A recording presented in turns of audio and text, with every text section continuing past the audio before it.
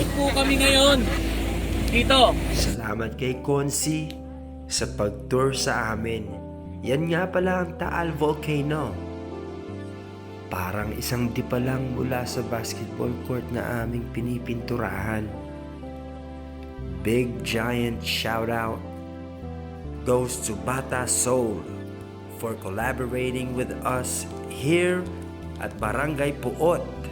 They've been given back to athletes like Gavin Macaraig, who grew up in provinces like these and are used to playing with no sneakers and barefoot.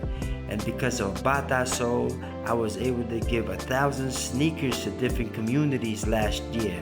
So this court is a big giant thank you to Nippon Paint, Bata Soul, and Barangay Buot, Tanawan, Batangas community.